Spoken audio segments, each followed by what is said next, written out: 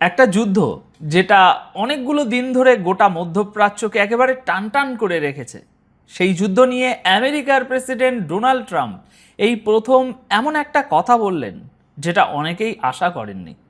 তিনি বলছেন ইরানের সঙ্গে এই যুদ্ধ খুব তাড়াতাড়ি শেষ হয়ে যাবে, কিন্তু ঠিক তার পরেই তিনি আর একটা কথা যোগ করলেন যেটা আসলে গোটা বিষয়টাকে অন্যরকম করে দেয়। ট্রাম্প স্পষ্ট করে বলেছেন অস্ত্রের ঘাটতির কারণে আমেরিকা পিছু হটছে না। তাহলে আমেরিকা কি সত্যি যুদ্ধ গোটাতে চাইছে, নাকি এর পেছনে অন্য কোনো হিসাব আছে? আজ এই প্রশ্নটা নিয়েই শুরু করব। সঙ্গে থাকবে আরও দুটো বড় খবর। আমেরিকার পারমাণবিক অস্ত্র নিয়ে ইরান এই প্রথম যে অস্বস্তি প্রকাশ করলো সেটা কি নিয়ে, আর সৌদি আরবে আজ যে বৈঠক হতে চলেছে সেটা কেন হুতিদের জন্য একটা সতর্ক বার্তা হয়ে উঠতে পারে। আজ 7ই আগস্ট 2026-এর সন্ধ্যা শুরু হয়ে গেছে। তাহলে চলুন শুরু করা যাক প্রথম বড় খবর দিয়ে। দর্শক বন্ধুরা, রিপোর্ট অনুযায়ী ডোনাল্ড ট্রাম্প আজ বলেছেন তিনি আশা করছেন ইরানের সঙ্গে যুদ্ধ খুব শীঘ্রই শেষ হয়ে যাবে, কারণ তার হিসেব অনুযায়ী ইরান আর বেশি দিন টিকে থাকতে পারবে না। সঙ্গে তিনি এটাও বুঝিয়ে দিয়েছেন যে ইরান যদি একটা চুক্তিতে আসে, শর্ত মেনে নেয়, তাহলে আমেরিকা কূটনীতিকেই অগ্রাধিকার দেবে। এখন এই বক্তব্যটা কখন এলো সেটা কিন্তু দর্শক বন্ধুরা খুব গুরুত্বপূর্ণ। আজ 7ই আগস্ট দুপুরে এই কথা এমন এক সময়ে সামনে এসেছে যখন আমেরিকা, ইরান আর ওমানের মধ্যে হরমুজ প্রণালী খুলে দেওয়া নিয়ে একটা সাময়িক সমঝোতার আলোচনা চলছে। অর্থাৎ আলোচনার টেবিল একেবারে এখনো ঠান্ডা হয়ে যায়নি, কিছু একটা চলছে। এবার আসা যাক সবচেয়ে কৌতূহলের জায়গায়। ট্রাম্পকে যখন আমেরিকার এই যে অস্ত্র ভাণ্ডার সেটা নিয়ে প্রশ্ন করা হলো, তিনি কি বললেন? তিনি বললেন আমেরিকার কাছে এমন কিছু অস্ত্র রয়েছে যার ভাণ্ডার প্রায় অসম্ভব রকম বেড়ে গেছে, এতটাই বেড়েছে যতটা কেউ কল্পনাও করবে না। কিন্তু ঠিক তারপরেই তিনি স্বীকার করলেন যে হ্যাঁ, কিছু অস্ত্রের সরবরাহে একটু টান পড়েছে। এই একটা বাক্যেই আসল কথাটা বেরিয়ে এসেছে। ট্রাম্প নিজেই মেনে নিচ্ছেন কিছু অস্ত্র কমেছে, কিন্তু তিনি বারবার বোঝাতে চাইছেন আমেরিকা যদি যুদ্ধ থামানোর কথা বলে থাকে তার কারণ অস্ত্রের অভাব নয়। আর এখানে একটা বিষয় আমাদের একটু বোঝা দরকার। দেখুন, বিশেষজ্ঞরাও মনে করেন আমেরিকার হাতে এত পরিমাণ অস্ত্র আছে এখনও যে ইরানের মতো আরও একটা দেশের সঙ্গে সে বেশ কিছু সময় ধরে যুদ্ধ চালিয়ে যেতে পারবে। এটাই বাস্তব। তাহলে প্রশ্নটা অস্ত্রের নয়, প্রশ্নটা উদ্দেশ্যের। কারণ আমেরিকা এখনও ঠিক করে উঠতে পারছে না যে যুদ্ধ থেকে সে আসলে কি অর্জন করতে চায়, লক্ষ্যটা কি। সেই স্পষ্টতা না থাকলে যুদ্ধ চালিয়ে যাওয়ার যুক্তিটাই দুর্বল হয়ে পড়ে। আর এখানেই আমাদের মনে রাখতে হবে গত কয়েকদিনের রিপোর্টগুলোর কথা। একাধিক রিপোর্টে বলা হয়েছিল ইরানের সঙ্গে দীর্ঘ যুদ্ধের সময় আমেরিকার কিছু মিসাইল আর ইন্টারসেপ্টরের ভাণ্ডার অনেকটাই কমে গেছে। বিস্তারিত আপনাদেরকে সব জানিয়েছি। ইন্টারসেপ্টর মানে হলো সেই ক্ষেপণাস্ত্র যেগুলো ওই আকাশেই শত্রুর মিসাইল বা ড্রোন ধ্বংস করার জন্য ব্যবহার করা হয়। এই তথ্যটা আমরা আজ থেকে মোটামুটি ওই 3-4 দিন আগেই আপনাদের বিস্তারিত জানিয়েছিলাম। কিন্তু ডোনাল্ড ট্রাম্প এখন খোলাখুলি বলছেন যুদ্ধ চালিয়ে যাওয়ার পূর্ণ ক্ষমতা আমেরিকার আছে, দরকার পড়লে সে লড়তেও পারে। তাই এই মুহূর্তে যা মনে হচ্ছে আমেরিকা আলোচনাকে একটা সুযোগ দিতে চাইছে। তবে এখানেই কিন্তু এই বিষয়টা শেষ হচ্ছে না, কারণ এটা প্রথমবার নয়, এর আগেও একাধিকবার আলোচনার চেষ্টা হয়েছে। আলোচনা তো চেষ্টা না, আলোচনা হয়েওছে, আর তারপর আবার বোমাবর্ষণ শুরু হয়েছে। কখনো কখনো তো আপনারা সবই জানেন যে আলোচনা চলাকালীনই হয়েছে। তাই এবার দেখার বিষয় একটাই, এবার কি কূটনীতি সত্যি সফল হবে, নাকি আলোচনার পর আবার মিসাইল আর ওই সেই বোমার পালা ফিরে আসবে।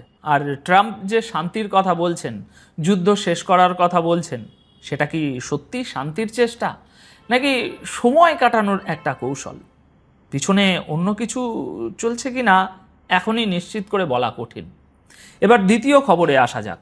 আর এখানে একটা নতুন প্রশ্ন তৈরি হচ্ছে, আমেরিকার পারমাণবিক শক্তি নিয়ে ইরান কি এই প্রথম অস্বস্তিতে পড়েছে? কারণ আমেরিকা এই মুহূর্তে তার পারমাণবিক অস্ত্রের চেহারা বদলাচ্ছে, সেগুলোকে আগের চেয়ে বেশি বিধ্বংসী কিন্তু একই সঙ্গে আরও নিখুঁতভাবে লক্ষ্যে আঘাত আনার উপযোগী করে তোলার কাজ পুরোদমে চলছে। এই নিয়েও আপনাদের বিস্তারিত প্রতিবেদন দেখিয়েছি। ইরান এখন বলছে তার উদ্বেগ শুধু নিজের জায়গার জন্য নয়, গোটা দুনিয়ার জন্য। কারণ আমেরিকার উদ্দেশ্য আর অভিসন্ধির উপর তার ভরসা নেই। মনে করে দেখুন, কয়েকদিন আগেই আমরা একটা রিপোর্ট আপনাদের জানিয়েছিলাম, সেখানে বলা হয়েছিল আমেরিকা ট্যাকটিক্যাল নিউক্লিয়ার বোমা ব্যবহার করতে পারে। ট্যাকটিক্যাল নিউক্লিয়ার বোমা মানে ওই বোমাগুলো তুলনায় ছোট হবে, হিরোশিমা নাগাসাকির মতো নয়, তুলনায় ছোট হবে, ছোট পারমাণবিক অস্ত্র যেগুলো যুদ্ধক্ষেত্রে ব্যবহারের কথা ভাবা হয়। আর তারপরেই ইরানের এই বক্তব্য এসেছে আজ। 6ই আগস্ট ভিয়েনায় ইরানের স্থায়ী মিশন আমেরিকার বাড়তে থাকা এই পারমাণবিক অস্ত্র ভাণ্ডার নিয়ে কড়া আপত্তি জানিয়েছে।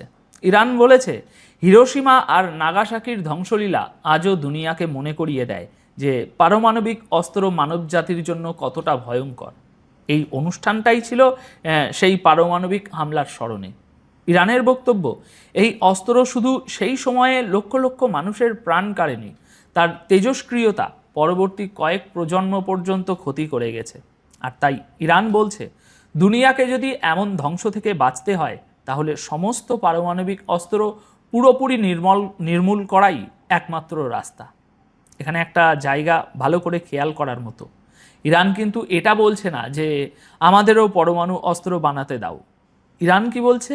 ইরান বলছে যারা বানিয়ে ফেলেছে তারা সেগুলো ধ্বংস করুক। সেই সঙ্গে ইরান অভিযোগ করেছে আমেরিকা, যে দেশ আজ পর্যন্ত দুনিয়ায় একমাত্র পারমাণবিক অস্ত্র ব্যবহার করেছে, সে নিজের অস্ত্র কমানোর বদলে সেগুলো ক্রমাগত বাড়াচ্ছে এবং দিন দিন আরও বেশি আধুনিক করছে। ইরানের দাবি আমেরিকার এই নীতি গোটা মানব জাতির জন্য দিন দিন বাড়তে থাকা একটা বিশাল বড় বিপদ। তবে এই বিবৃতির ভিতরে আরেকটা জিনিস একটু লুকিয়ে আছে দর্শক বন্ধুরা। আমি বলবো ইরানও ভয় পাচ্ছে, ইরানেরও আশঙ্কা আমেরিকা যদি ছোট মাপেরও কোনো ভুল পদক্ষেপ নিয়ে ফেলে তাহলে পরিণতি কি হবে। আর ভয় জিনিসটা খারাপ নয়, ভয় থেকেই সতর্কতা আসে, আর সতর্কতা থেকেই নতুন কিছু তৈরি করার তাগিদ তৈরি হয়।